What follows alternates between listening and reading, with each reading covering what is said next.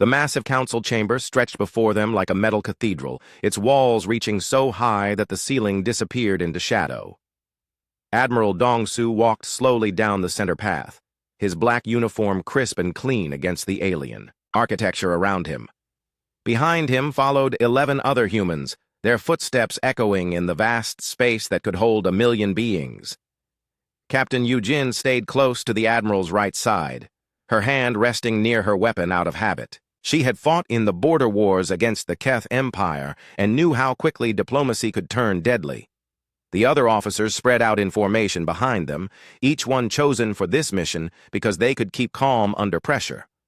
Thousands of alien creatures filled the stepped seating that rose on all sides. Some looked like giant insects with clicking mandibles and compound eyes that reflected the chamber's lights. Others resembled walking trees with bark-like skin and branches for arms. The Aquatic Federation delegates floated in clear water tanks, their tentacles waving as they spoke in bubble-filled languages. At the far end of the chamber sat Empress Veltara on a throne made from what looked like living crystal. She stood nearly 3 meters tall, her 4 arms ending in clawed hands that could crush steel. Her skin shimmered with scales that changed color as she moved, and her voice carried across the chamber without any need for amplification. "So the humans finally arrive," she said, her words dripping with contempt. "How generous of them to grace us with their presence." Admiral Dong-Su stopped at the defendant's podium and bowed slightly. "Your Magnificence, we came as soon as we received your summons. Earth appreciates the invitation to address the Galactic Council." Laughter erupted from thousands of alien throats, creating a sound like breaking glass mixed with roaring engines. The Empress raised one hand, and silence fell immediately. "Invitation?" she repeated. "This is not an invitation, primitive creature. This is a judgment. You and your pathetic species have grown too bold for your own good." Ambassador Han Sol stepped forward from the human group. His years of diplomatic training had prepared him for hostile negotiations, but nothing quite like this. "If we have offended in some way, we are willing to discuss the matter peacefully." The Empress's scales shifted to a deep red color. "Offended? You exist in our galaxy with your laughable military. Our scouts report that humanity possesses exactly 1,000 of your so-called supercarriers. 1,000 ships against the combined might of the Dominion fleet." She gestured with 2 arms toward the assembled aliens. "Behold the representatives of civilizations that bow before our power. The Keth Empire, with their biomechanical warships, numbering in the hundreds of thousands. The Crystal Hives, whose living vessels reproduce faster than we can count them. The Machine Collective, with automated fleets that span entire star systems." Admiral Dong-Su listened quietly, his expression never changing. Captain Yujin noticed how the alien delegates reacted to the Empress's words. Some nodded eagerly, others seemed nervous, and a few appeared to be taking careful notes of everything being said. "And yet," the Empress continued, "humanity dares to patrol space with their tiny fleet. You claim territories, you establish trade routes, you act as if you belong among the great powers of the galaxy." Technical Officer Bo-Ram whispered to Communications Officer Min-Su. "She really thinks we only have 1,000 ships total." "Quiet," Min-Su replied softly. "Let her talk." The Empress descended from her throne, her massive form moving with surprising grace. "Your ignorance would be amusing if it were not so dangerous. You cannot comprehend the forces arrayed against you. Our bioships are not built. They are grown. They heal from damage. They reproduce. They evolve. Your metal ships are dead things that break when struck." She stopped directly in front of the human delegation, towering over even the tallest of them. "I have conquered 17 different species. I have turned their worlds into breeding grounds for my fleets. Entire star systems now serve as nurseries for our living weapons." Ambassador Han Sol maintained his diplomatic composure. "Your Magnificence has achieved great things, but humanity has no desire for conflict with the Dominion. We seek only to protect our own systems and trade peacefully with all species." "Protect?" The Empress's laugh sounded like metal tearing. "With what? Your 1,000 carriers against millions of our vessels? Even if every human ship were a masterpiece of engineering, you would be outnumbered beyond any hope of survival." She turned to address the entire council. This is why I have called this assembly. These humans must learn their place. They must understand that their pretensions to power end here and now. The alien delegates began making various sounds of agreement. The insect-like hive queens clicked their approval. The tree creatures rustled their branches in what their species considered applause. Even some of the usually neutral species seemed to nod along with the Empress's words. Therefore, the Empress announced, I offer humanity this choice. Surrender your 1,000 carriers to the Dominion fleet immediately. Accept our protection and guidance. Learn humility, or face the consequences of your arrogance. The chamber fell silent except for the humming of environmental systems and the bubbling of the aquatic tanks. Every alien eye turned toward the human delegation. Admiral Dong-Su stepped forward. Your Magnificence, I must respectfully decline your generous offer. Our ships serve to protect human space and maintain peace. We cannot surrender them. The silence stretched for long moments. Then the Empress began to laugh again, and soon the entire chamber joined her. The sound became overwhelming, echoing off the walls and growing louder with each passing second. Peace? The Empress gasped between laughs. Maintain peace? You speak of peace while commanding the most laughably small fleet in the galaxy? She wiped tears from her compound eyes. Very well, Admiral Dong-Su of humanity. You have made your choice. In exactly 6 months, the full might of the Dominion fleet will arrive at your borders. You will have that long to reconsider your position. And if we do not? Admiral Dong-Su asked calmly. Then we will demonstrate why every species in this chamber bows before our power. Your 1,000 carriers will be destroyed. Your worlds will be harvested. Your people will serve as genetic material for our bioship breeding programs. The Empress returned to her throne. This council session is concluded. Humanity has 6 months to accept wisdom or embrace extinction. As the alien delegates began filing out of the chamber, many stopped to look at the humans with what might have been pity. A few made gestures that their translators indicated meant farewell or good luck. The human delegation walked back through the long chamber in formation. None of them spoke until they reached their transport ship. Once aboard and secure, Captain Yujin finally broke the silence. Admiral, should we inform the Empress about the actual composition of our fleet structure? Admiral Dong-Su sat down heavily in his command chair. Not yet, Captain. Let them continue with their assumptions for now. Communications Officer Min-Su looked confused. Sir, don't you think she should understand what she's actually challenging? The Admiral's expression remained neutral, but there was something in his eyes that his officers had learned to recognize over the years. The Empress made several errors in her intelligence gathering. First, she counted our carriers and assumed that represented our total fleet strength. Second, she assumed that our ships are comparable to what other species consider carriers. Ambassador Han Sol nodded slowly. She doesn't understand human military doctrine at all. Exactly, the Admiral said. When the Dominion scouts observed our defensive positions, they saw 1,000 supercarriers and reported back that humanity possessed 1,000 ships. They never investigated what a human supercarrier actually contains. Technical Officer. Borum smiled for the first time since entering the council chamber. Should we begin fleet mobilization procedures, Admiral? Send word to Earth Command, Admiral Dong-Su ordered. Inform them that the Empress Veltara has declared war on humanity. Full defensive preparations are authorized. He stood and walked to the viewport, looking out at the stars. The Empress believes she understands our military capacity. She believes her millions of bioships will overwhelm our 1,000 carriers through sheer numbers. And when she learns the truth? Captain Yujin asked. The Admiral's reflection in the viewport showed the faintest hint of a smile. Then she will understand why humanity has never been aggressive toward other species. It was never because we couldn't fight. The transport ship turned toward human space, carrying news that would trigger the largest military mobilization in Earth's history.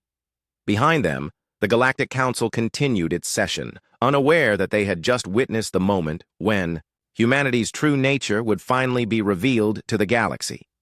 In 6 months, Empress Veltara would learn the difference between commanding 1,000,000 primitive vessels and facing a civilization that had turned warfare into a precise science.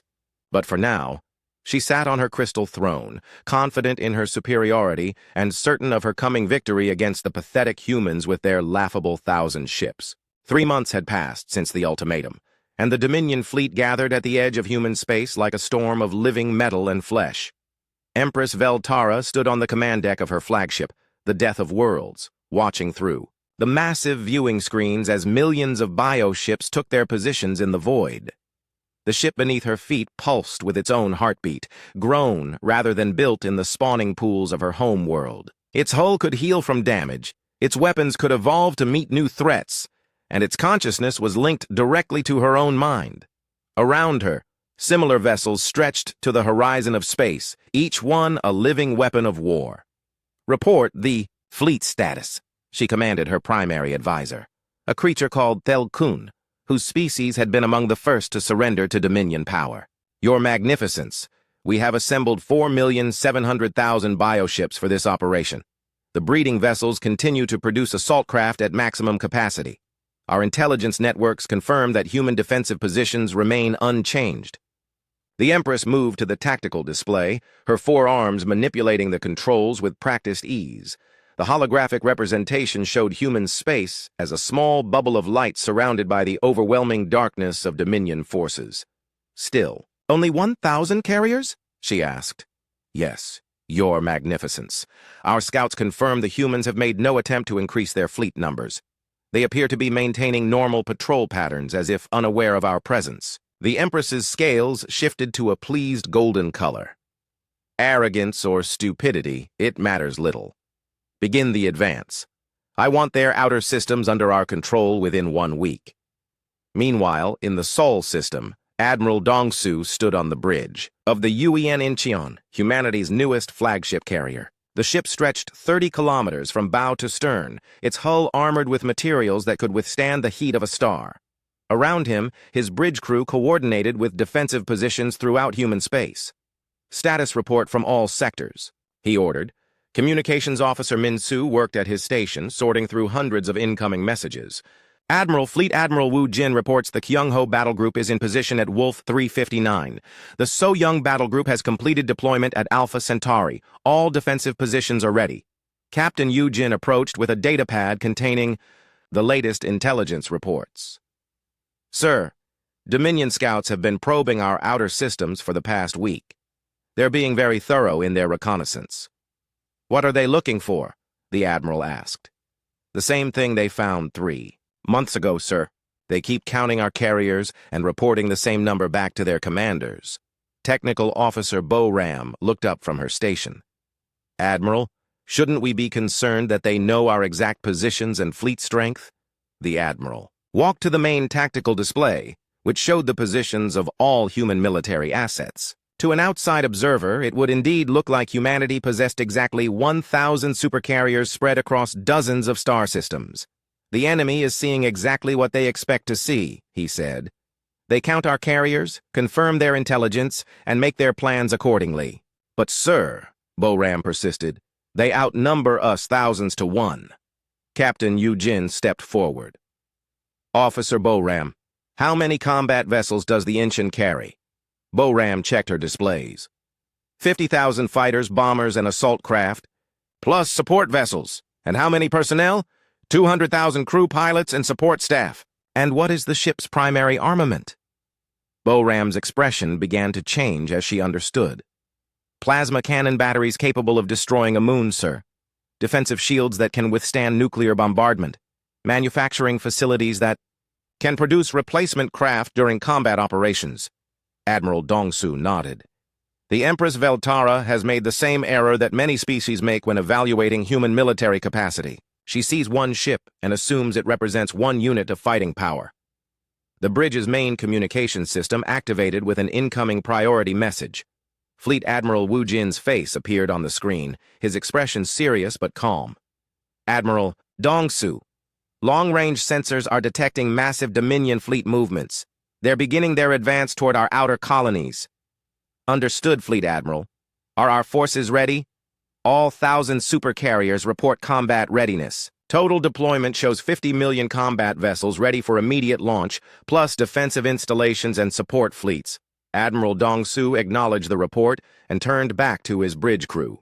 The enemy believes they are attacking, a minor power with limited military assets. They have never encountered human military doctrine. At the edge of human space, Commander Tae-ho received the first contact reports aboard his supercarrier, the Yuan Busan. His ship patrolled the Proxima Centauri system, officially alone against whatever the Dominion might send. "Sir," his sensor officer reported, "we're detecting incoming bioships. Estimate 50,000 vessels approaching our position." Commander Tae-ho studied the tactical display. The enemy formation looked impressive, but he had faced similar odds during the border wars. Analysis of enemy capabilities. Bioships appear to be equivalent to our heavy cruiser class. They're slower than our fighters, but carry significant firepower. They seem to be approaching in a standard swarm formation. Very well. Signal all squadrons to prepare for launch. This should be educational. The first Dominion bioships entered, the Proxima system expecting to overwhelm a single human carrier through sheer numbers. What they found instead was something their intelligence networks had never properly analyzed. From the Yuan Busan came not hundreds of fighters, but thousands, upon thousands of combat craft. The space around the supercarrier filled with human vessels as squadron after squadron launched from the ship's massive flight decks. Squadron leader Yun Seo led Phoenix Wing through the initial deployment, her fighters advanced sensors tracking enemy movements with perfect precision. "Control, this is Phoenix Wing leader. Enemy formation is too slow to match our maneuvering speed. Beginning attack runs." Her wing of fighters dove through the Dominion formation like arrows through cloth. Human weapons technology, developed through centuries of warfare against various alien species, proved devastatingly effective against bioship defenses. The Dominion fleet commander watched in growing confusion as his 50,000 vessels found themselves overwhelmed by what appeared to be an impossible number of human fighters. His reports back to Empress Veltara carried notes of bewilderment and concern. "Your Magnificence, the humans appear to possess significantly more combat craft than our intelligence indicated. A single carrier has deployed what seems to be an entire fleet." The Empress's response crackled with anger. "Impossible! Our scouts confirmed they have only 1,000 ships. You are facing one carrier. Destroy it and move on." But the battle at Proxima Centauri continued for 6 hours, and when it ended, 300 Dominion bioships had been destroyed against the loss of only 12 human fighters. The human carrier remained completely undamaged, having never been seriously threatened. Similar reports began reaching the Empress from other systems. Human carriers were proving far more capable than anyone had imagined. Each one seemed to contain enough firepower to challenge entire Dominion battle groups. On the bridge of the Death of Worlds, Advisor Thelkun presented increasingly disturbing intelligence reports. "Your Magnificence, our advance forces are encountering unexpected resistance. Human vessels are deploying far more combat craft than our estimates suggested." "How is this possible?" the Empress demanded. "We counted their ships. We know their numbers." "Perhaps, Your Magnificence, we misunderstood what humans mean when they classify a vessel as a carrier." The Empress's scales darkened with rage. "Are you suggesting that our intelligence networks, which have successfully analyzed hundreds of species, somehow failed to understand human ship classifications?" Thelkun chose his words carefully. "Your Magnificence, every species we have encountered uses similar military structures. A carrier holds perhaps a few hundred small craft. A battleship serves as a single unit of heavy firepower. Human military doctrine appears to be different." Back on Earth, President Haiyan Wu met with the Global Defense Council to review the early battle reports. Defense Minister Sung Min presented the strategic overview. "Madam President, preliminary engagements show that Dominion forces were completely unprepared for our actual military capacity. They continue to approach our carriers as if they were facing traditional alien fleet structures." "How long before they realize their error?" the President asked. "Based on current engagement patterns, the Empress will need several more major battles before she begins to understand the scope of her miscalculation. By then, it may be too late for her to adjust her strategy effectively." Admiral Dong-Su joined the meeting via secure communication from the Incheon. "Madam President, the enemy is learning, but slowly. Each battle teaches them that human carriers are more capable than they assumed, but they still haven't grasped the full picture. And that full picture is that our 1,000 supercarriers represent only our rapid response force. The Dominion fleet has declared war on a civilization that has spent centuries perfecting the art of warfare. The second major engagement erupted in the Wolf 359 system when Empress Veltara decided to commit a full battle group against what her intelligence still reported as a single human carrier. She had assembled 200,000 bioships for this assault, certain that overwhelming numbers would finally demonstrate Dominion's superiority. Commander Sung Hwa stood on the bridge of the Uen Daegu, watching the enemy formation approach through her tactical displays. Her supercarrier hung in space like a metal city, its hull bristling with defensive weapons and launch bays that stretched for kilometers along its flanks. "Enemy fleet composition?" she asked her tactical officer. Lieutenant Jun Ho studied his sensors. 200,000 bioships in standard swarm formation, mix of assault vessels, heavy attack craft, and what appear to be command ships.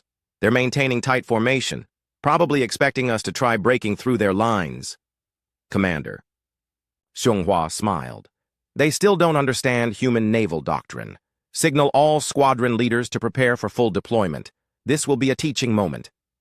From the Uen Daegu's massive launch bays came humanity's answer to the Dominion's numerical advantage. Fighter squadrons poured forth in perfectly coordinated waves, followed by bomber wings, assault craft, and specialized attack vessels. Within 30 minutes, 50,000 human combat craft filled the space around their mothership. Squadron leader Naeun led her interceptor wing through the initial attack formation. Her fighters' advanced AI systems tracked hundreds of enemy targets, simultaneously while her weapons systems prepared for engagement. All wings, this is Phantom Leader. Enemy formation is maintaining predictable patterns, beginning attack runs. The Dominion bioships had evolved for battle against other organic vessels, creatures that fought with instinct and aggression. They had never faced an enemy that combined overwhelming technological superiority with tactical precision refined through centuries of warfare. Human fighters moved through the enemy formation like surgical instruments, each pilot trained to perfection and supported by AI systems that could process battlefield information faster than any biological mind. Their weapons, designed to penetrate the heaviest armor, carved through bio-ship defenses with devastating efficiency. Wing Commander Dong Hyun coordinated the bomber assault, his heavy craft targeting the largest enemy vessels. Control, this is Hammer Wing. Enemy command ships appear to be directing fleet movements through biological links, targeting their communication nodes. The battle became a demonstration of human military philosophy in action.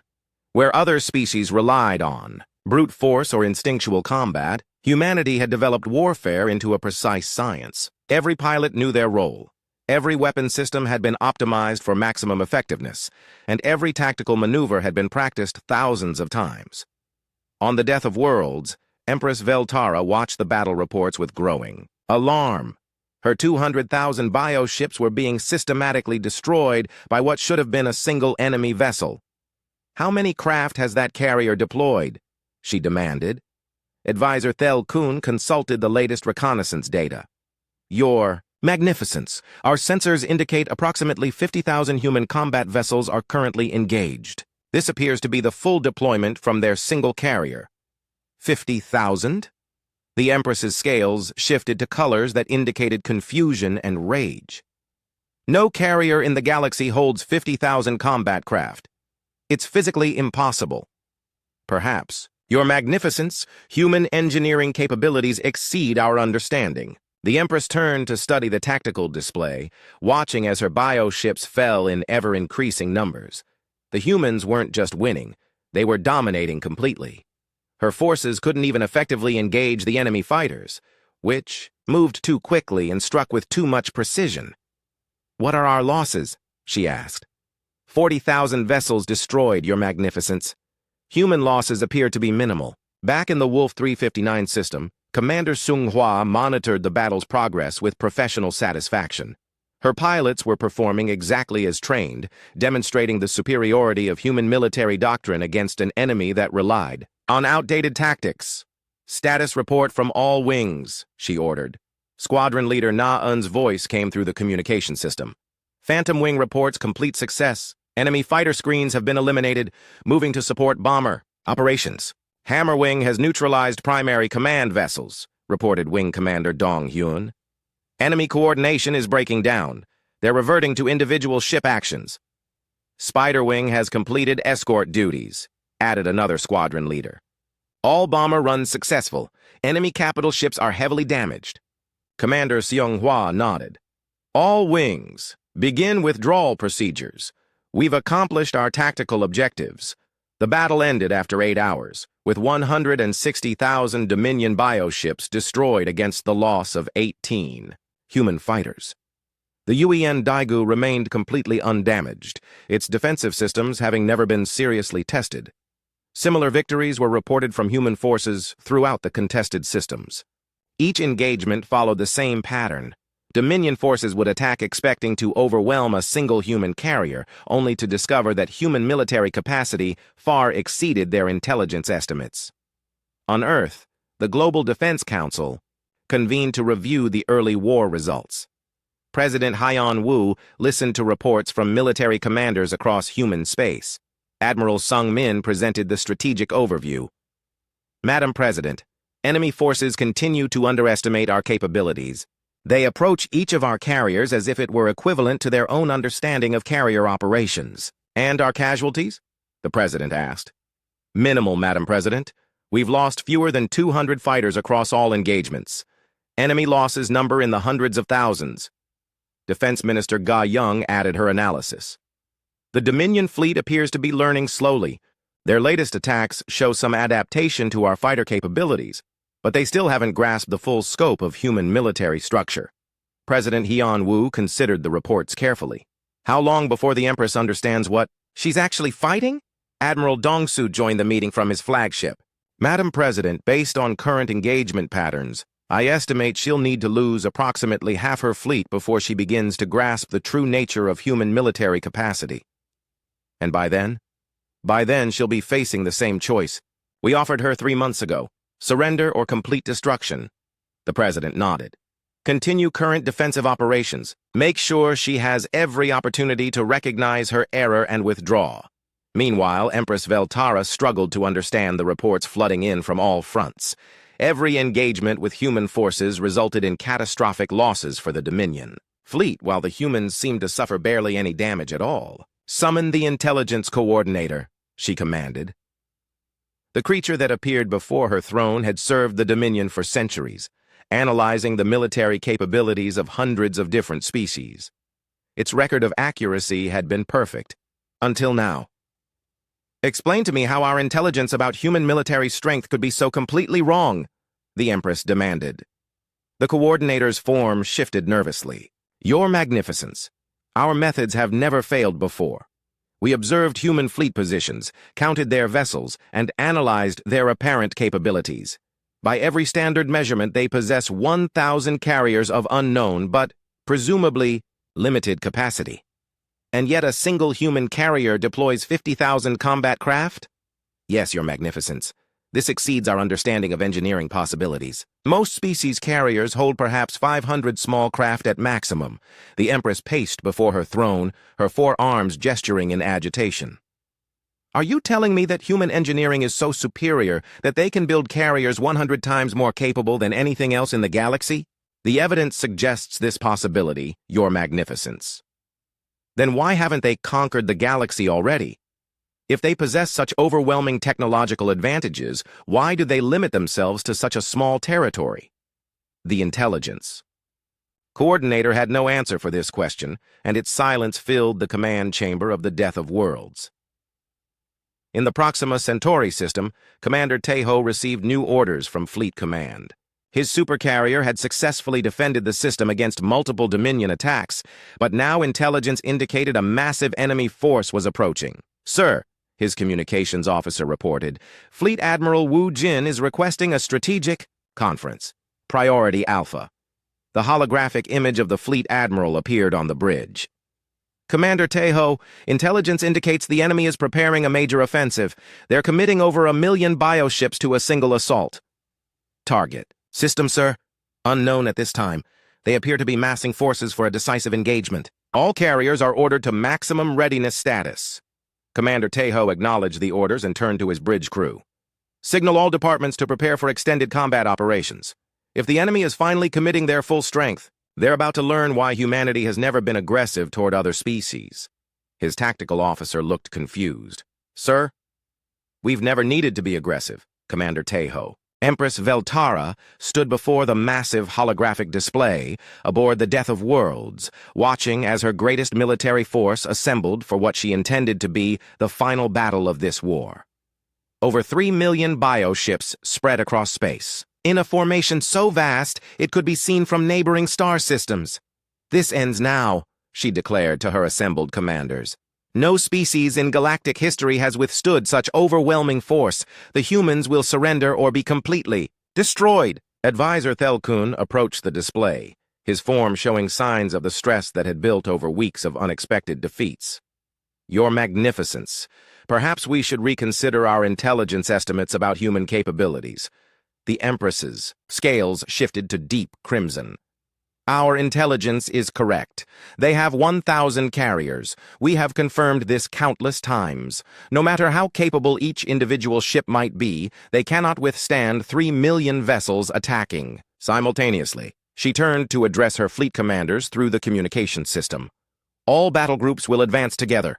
No human carrier will face fewer than 3,000 of our ships. Even if they deploy their maximum fighter complement, they will be overwhelmed by sheer numbers.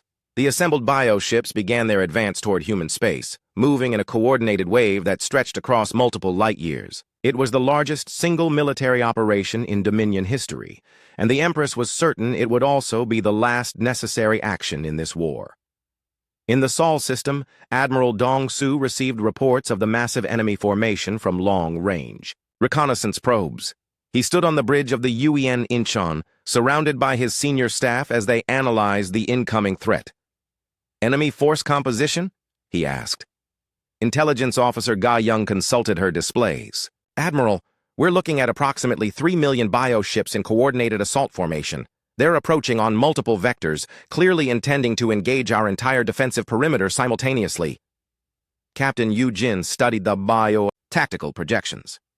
Sir, even with maximum deployment from all our carriers, we'll be facing odds of 60 to 1. The Admiral nodded slowly. The Empress has finally committed her full military strength. She believes this force is sufficient to overwhelm any possible human response. Communications Officer Min Su looked up from his station. Admiral, Fleet, Command is requesting authorization for full mobilization protocols. Denied. Admiral Dongsu said quietly. The bridge fell silent. Captain Yu Jin stepped forward. Sir, perhaps I misunderstood. Did you say denied? The Empress still believes she's fighting a species with 1,000 ships. If we deploy our full military capacity now, we lose the opportunity to demonstrate the true scope of her error. Technical Officer Bo Ram looked confused. But Admiral, 3 million enemy ships against our 1,000 carriers, even with full fighter deployment, the mathematics don't favor us. Admiral Dong Su walked to the main display, which showed human defensive positions throughout known space. Officer Boram, what do you see when you look at this display? Our defensive perimeter, sir. 1,000 supercarriers positioned to protect human space. And what do you think the enemy sees? Boram studied the display more carefully. The same thing, sir. 1,000 ships. Exactly. The enemy has made the same assumption that most species make when evaluating human military doctrine. They see our carriers and assume each one represents a single unit of combat power. Captain, Yu Jin began to understand. But sir, our carriers are not comparable to what other species consider carriers. Correct?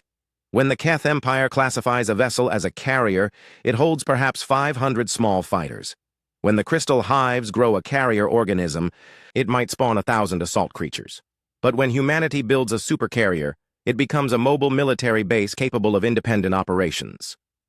The Admiral manipulated the display to show detailed specifications of the UN Incheon. This ship carries 50,000 combat vessels, supports 200,000 personnel, and possesses enough firepower to destroy a planet. It's not a carrier in the traditional sense. It's a complete military force that happens to be mobile. Intelligence. Officer Gay Young's expression changed as she grasped the implications. Sir, if the enemy believes our carriers are equivalent to their understanding of the classification, they have no idea what they're actually attacking. Which brings us to the second error in their analysis, the Admiral continued. They assume our 1,000 carriers represent our total military capacity.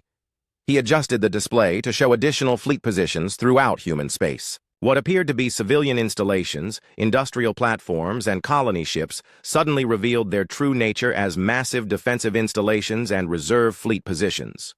The enemy counted our frontline carriers and assumed they had identified our complete military strength. They never investigated our total military infrastructure. Communications Officer Min Su's voice carried a note of awe. Admiral, are you saying we have more than 1,000 carriers? Much more, Officer Min Su.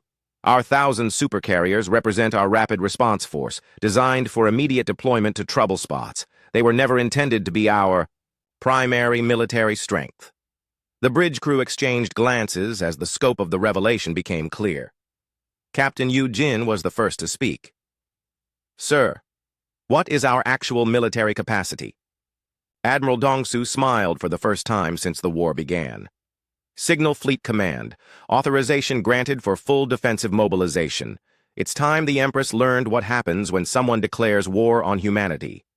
Throughout human space, installations that had appeared to be civilian infrastructure began revealing their true purpose. Massive space stations that served as industrial centers deployed military assets. Colony ships that had seemed designed for peaceful expansion opened launch bays containing thousands of combat vessels. Defensive platforms that had been dismissed, as minor installations activated weapon systems capable of destroying entire enemy fleets. On the bridge of her flagship, Empress Veltara watched with growing confusion as human defensive positions began changing. Where her intelligence had identified 1,000 carriers, she now saw thousands of additional military assets appearing from seemingly nowhere. What is happening? She demanded. Advisor Thelkun consulted the incoming reconnaissance reports. Your Magnificence, human installations throughout their space are revealing military capabilities that our intelligence networks never detected. How is this possible? It appears, Your Magnificence, that we severely underestimated human military infrastructure. What we identified as civilian colonies and industrial platforms are revealing themselves to be military installations. The Empress stared at the tactical display as the scope of her error became apparent. How many ships are we now facing? Preliminary estimates suggest 10,000 major vessels, Your Magnificence, plus supporting craft and defensive installations. But even this estimate proved conservative as the human mobilization continued.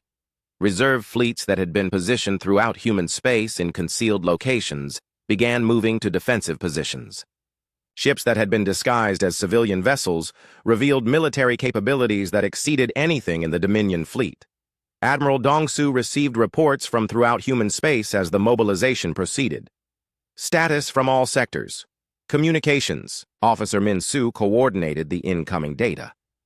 Admiral, Reserve Fleet Alpha reports 900 additional supercarriers ready for deployment. Reserve Fleet Beta confirms 800 carriers ready. Industrial Defense Corps reports 2,000 mobile platforms armed and ready. And our manufacturing capacity? All shipyards have been converted to military production, sir. We're producing approximately 5,000 combat vessels per day across all facilities. Captain Yu Jin looked at the strategic display with new understanding. Admiral, how long have we been preparing for this type of conflict? Since the formation of the United Earth Government, Captain. Humanity learned through centuries of warfare that the best defense is overwhelming preparedness. We built our military infrastructure assuming we would eventually face a numerically superior enemy. Intelligence Officer Gay Young added her analysis. Sir, if the enemy continues their current approach, they'll be facing not 1,000 carriers, but 10,000 major vessels plus supporting fleets. And our total combat vessel deployment? Approximately 500 million individual craft, Admiral. The bridge fell silent as the magnitude of human military capacity became clear. What the Empress had thought was a war against a minor power, with limited ships, was actually a conflict with the most militarized civilization in galactic history. Aboard the Death of Worlds, Empress Veltara finally began to grasp the scope of her miscalculation. Her intelligence networks, which had successfully analyzed hundreds of species, had completely failed to understand human military doctrine and capacity. "Advisor Thelkun," she said quietly, "what are our actual odds of victory?" The advisor hesitated before responding. "Your Magnificence, if the current intelligence estimates are accurate, we are now outnumbered by human forces." "Outnumbered? We have 3 million ships." "Yes, Your Magnificence, but they appear to have 500 million. Combat vessels." The Empress stared at the display showing human defensive positions. The final battle began when Empress Veltara's 3 million bioships reached the outer edge of the Sol system, humanity's home territory. She had committed every vessel in the Dominion fleet to this assault, certain that overwhelming numbers would finally crush human resistance. What she found waiting for her defied every assumption she had made about human military capacity. The space around Earth's solar system filled with human warships as Admiral Dongsu activated humanity's true defensive network. From hidden positions, throughout the system came not 1,000 carriers, but 10,000 major vessels, each one comparable to the largest ships in the Dominion fleet. "My Magnificence," Advisor Thelkun reported with barely controlled panic, "human defensive positions are extensive beyond our calculations." Empress Veltara stared at the tactical display showing human fleet positions. Where she had expected to find a desperate last stand by 1,000 outnumbered carriers, she saw the most massive military deployment in galactic history. "How many ships?" she asked quietly. 10,000 major vessels confirmed, Your Magnificence. But they appear to be deploying smaller craft in numbers that exceed our computational capacity. From each human supercarrier came the same overwhelming response that had characterized every engagement in this war, but now multiplied beyond comprehension. 50,000 combat craft from each of 10,000 carriers created a cloud of human fighters that darkened the space between stars. Fleet Admiral Wu Jin coordinated the defense from his flagship, the UEN Seoul, watching as 500 million human combat vessels took their positions around the solar system. All carriers report ready status. Total deployment shows 500 million combat craft ready for immediate engagement. Commander Jisoo led the first response wave, her fighters moving through space in formations so precise they seemed like extensions of a single mind. "All squadrons, this is Liberty Wing Commander. Enemy formation is maintaining predictable assault patterns, beginning engagement procedures." The battle that followed would be remembered throughout galactic history as the moment when humanity's true nature was finally revealed to the universe. The Dominion bioships, evolved for combat against other organic species, found themselves facing an enemy that had turned warfare into the ultimate expression of technological superiority. Human fighters moved through the enemy formation like a precision instrument, each pilot supported by artificial intelligence systems that could process battlefield information faster than any biological mind could comprehend. Their weapons, refined through centuries of conflict, carved through bioship defenses with terrifying efficiency. Squadron leader Haye Jin led her bomber wing against the largest Dominion vessels, her heavy craft targeting the bioship's organic command centers. "Control! This is Hammer Squadron. Enemy capital ships are attempting to coordinate through biological networks, targeting their neural linkages. The systematic destruction of Dominion communication nodes created chaos throughout their fleet, as bioships lost their ability to coordinate group tactics. Individual vessels reverted to instinctual responses, making them easy targets for human pilots trained in precision combat techniques." Wing Commander Seok Jin coordinated defensive operations around Earth itself, his interceptors ensuring that no enemy vessel could approach humanity's home world. All planetary defense wings maintain close formation. No enemy craft reaches the inner system. Aboard the Death of Worlds, Empress Veltara watched her supposedly overwhelming fleet being systematically destroyed by an enemy she was only now beginning to understand. "Casualty reports!" she demanded. 1 million vessels destroyed, Your Magnificence. Human losses appear to be minimal." "Minimal? How minimal?" Advisor Thelkun consulted the reconnaissance data with growing despair. "Fewer than 1,000 enemy fighters destroyed, Your Magnificence. Their defensive capabilities appear to exceed our weapons' effectiveness." The Empress's scales shifted through colors, indicating shock, rage, and finally something approaching fear. 3 million ships against their defenses, and we've lost 1 million while destroying fewer than 1,000 of theirs? Yes, Your Magnificence. For the first time in her reign, Empress Veltara faced the possibility of complete military defeat. Her bioships, which had conquered 17 different species, were being destroyed faster than they could engage the enemy. Open communication channels to the human fleet, she ordered. The holographic image of Admiral Dong-Su appeared on her command deck, his expression calm despite commanding the largest battle in galactic history. Admiral Dong-Su, the Empress began, her voice carrying none of its earlier arrogance.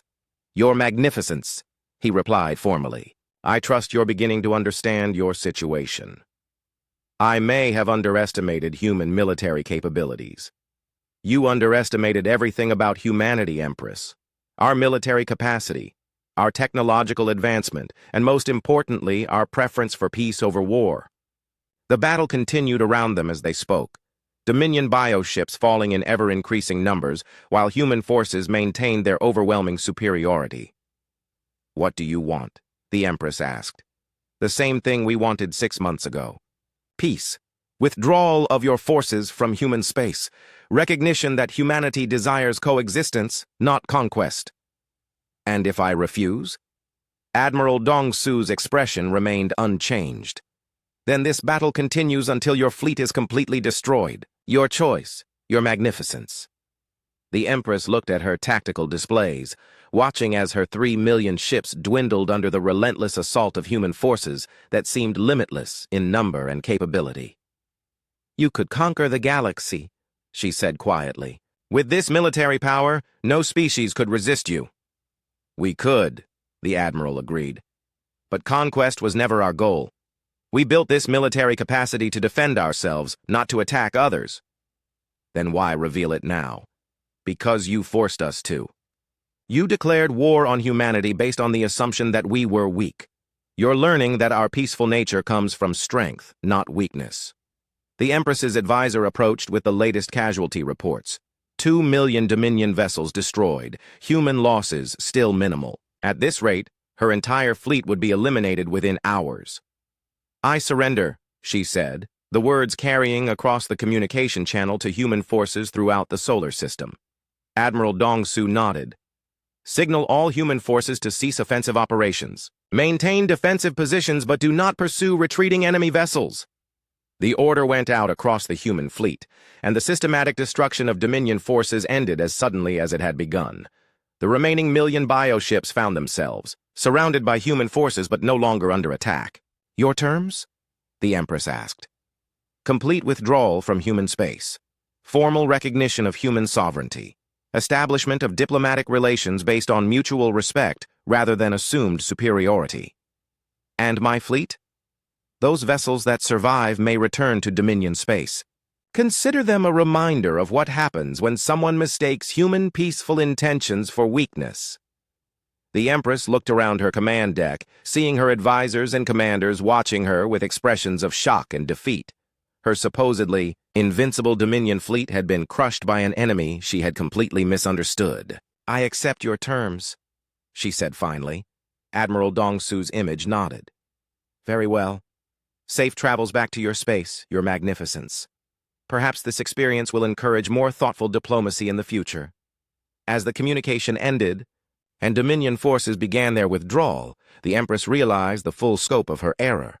She had thought she was punishing an arrogant species that didn't know its place in the galaxy. Instead, she had discovered that humanity's place was at the apex of galactic military power, and they had simply chosen not to advertise that fact. The surviving bioships limped away from human space, carrying with them the knowledge that would spread throughout the galaxy. Humanity possessed military capabilities that exceeded anything previously imagined, but they used that power only in self-defense. On Earth, President Haiyan Wu addressed the Global Defense Council as reports of total victory came in from throughout human space. The immediate threat has ended, she announced. Dominion forces are withdrawing, and diplomatic channels have been established for future relations. Defense Minister Sung Min presented the final battle analysis. Madam President, Total human casualties for the entire war, fewer than 2,000 fighters and support craft. Dominion casualties exceed 2 million vessels. And our defensive posture going forward? Admiral Dongsu joined the meeting from his flagship. Madam President, I recommend returning to normal patrol status. The galaxy now understands our actual capabilities. I doubt we'll face another challenge of this magnitude. The President nodded. Very well. Begin demobilization of reserve fleets. Return our military to peacetime operations. Months later, the Galactic Council reconvened for the first time since the war's end. The same chamber that had once echoed with alien laughter at human military capacity now hosted respectful diplomatic discussions. Ambassador Han Sol, promoted to Earth's primary diplomatic representative, addressed the assembly. Humanity extends its friendship to all species willing to embrace peaceful coexistence. We have no desire for conquest or domination.